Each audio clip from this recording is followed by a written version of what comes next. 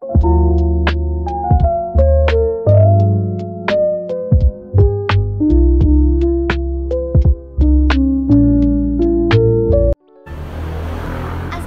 warahmatullahi wabarakatuh. Halo teman-teman, balik lagi sama aku Friska Bella di Learning Journal pertemuan kelima. Rasanya baru kemarin ya aku upload pertemuan keempat.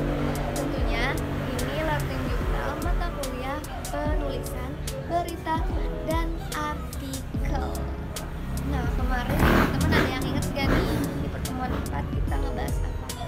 Emang sih gak bakal jauh-jauh dari berita dan artikel, tapi maksudnya tuh sub-subnya apa.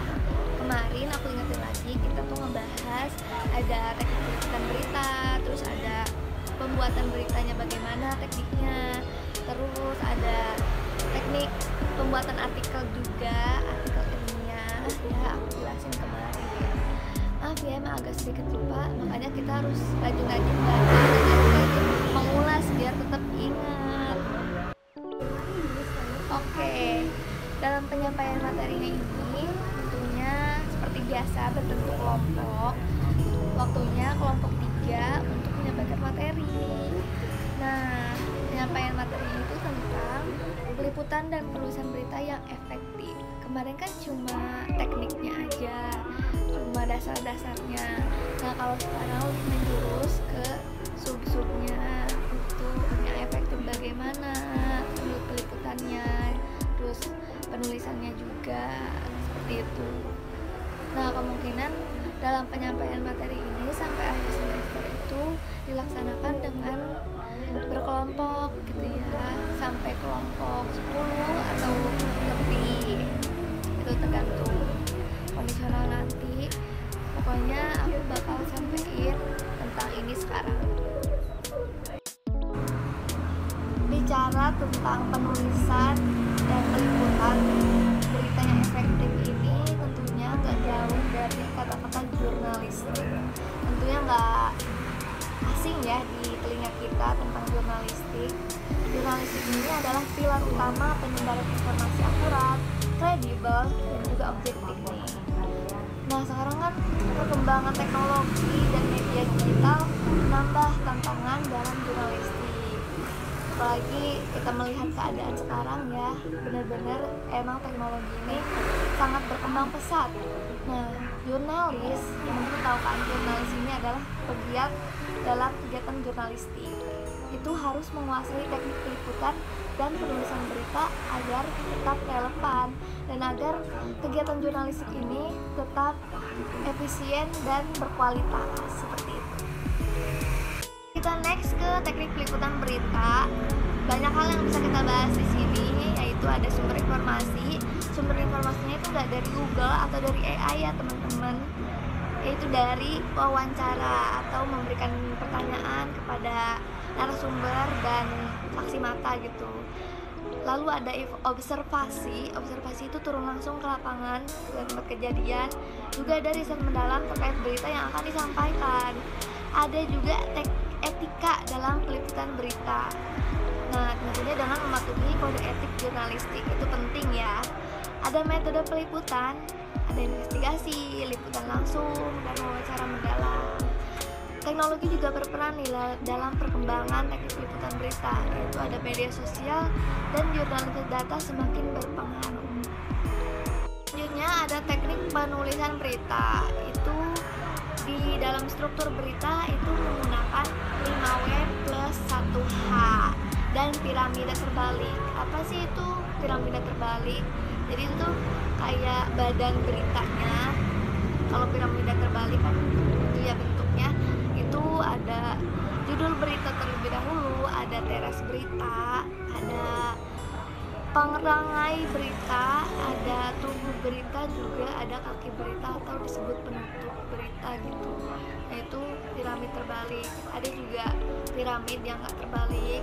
Terus ada gaya penulisan harus jelas, lugas, bebas fakta, dan tanpa bias. Yang dimaksudkan tanpa bias tuh gak bertele-tele ya teman-teman. Dan dalam penambahan kredibilitas berita juga bisa nih menggunakan kutipan dan data. Berikutnya ada jenis-jenis peliputan berita.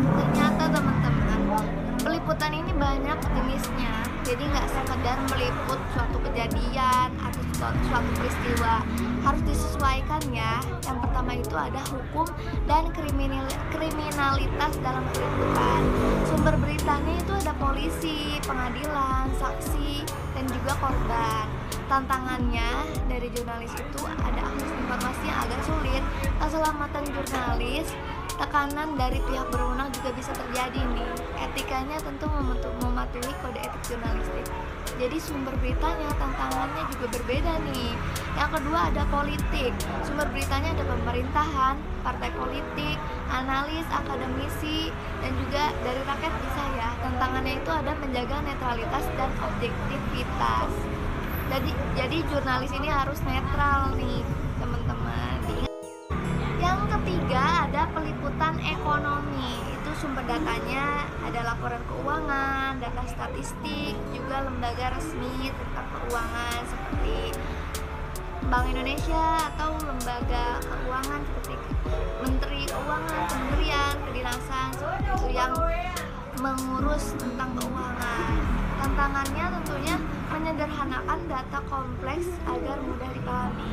Karena ya teman-teman, soal keuangan itu pasti rumit dan panjang, banyak sekali laporannya. Itu kita harus jago nih sebagai jurnalis menyampaikan dan memangkas berita ekonomi agar mudah dipahami ketika dibaca atau ditonton gitu kan.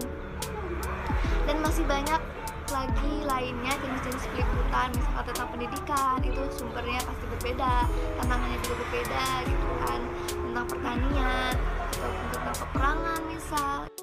Itu dia tadi tentang peliputan dan penulisan berita yang efektif. Tadi aku udah ngejelasin tentang teknik-tekniknya yang baik gimana, dan ternyata ada jenis-jenisnya juga dalam peliputan. Itu harus diperhatikan agar berkualitas nih dalam kegiatan jurnalistik dan hasil berita yang kita buat ya teman-teman sebagai jurnalis.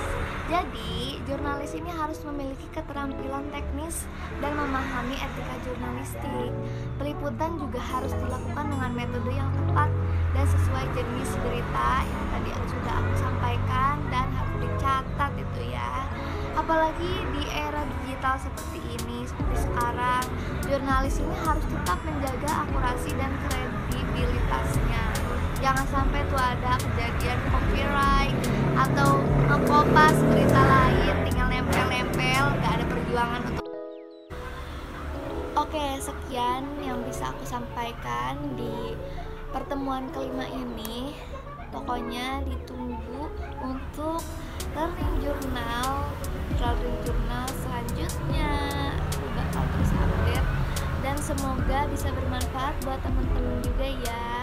Kalau ada salah ataupun ada revisi atau kayak ada yang ngeganjel, bisa aja langsung kasih saran